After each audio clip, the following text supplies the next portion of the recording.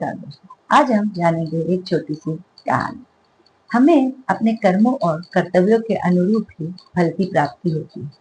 तो मेरे इस बात से कौन कौन सहमत है तो कमेंट जरूर करें। एक नरेश नाम का व्यक्ति था। उसका भरा पूरा परिवार था।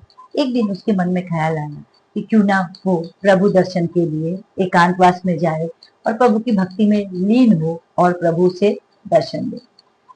ये सोचकर वो अपने घर के सभी सदस्यों को बताकर एक एकांतवास उसने जगह तय किया और वहां जाकर बैठ गया, प्रभु भक्ति में लीन हो गया।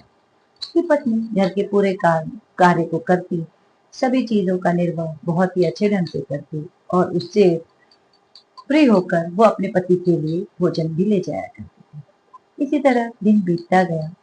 वो उसने अपनी भक्ति को दुगना कर दिया, समय को दुगना कर दिया कि अब हमें प्रभु के दर्शन होंगे।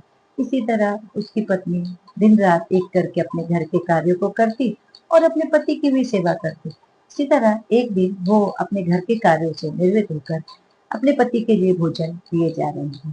रास्ते में उसके पैरों में कांटा चुभ गया। उसने कांटा निकालने के लिए अपने पैरों का सहारा, अपने पैरों से कांटा निकाला, तब तक उसके पैरों में खून आ गया। उसने देखा तब तक उसको प्रभु दर्शन मिले। प्रभु ने पूछा कि बेटी, क्या तुम्हें ज्यादा चोट लगी है? उसने कहा, नहीं प्रभु, मैं ठीक हूँ, मैं ठीक हूँ। प्रभु ने कहा, ठीक है बेटा, तथास्तु कहकर वो वहां से चले गए। अब वो अपने पति के पास गई। वहां उसने अपने पति को सारी बात बताई। उसके पति को बहुत गुस्सा आया ये जानकर कि मैं इतने दिनों से सब कुछ छोड़ छाड़ कर प्रभु भक्ति में यहाँ लीन प्रभु के दर्शन मात्र को तरस रहा हूँ और वहां वो ना ही पूजा पाठ कर रही है और ना ही कुछ। प्रभु ने उसको दर्शन दिया। ये सुनकर उसे बहुत ही क्रोध आया।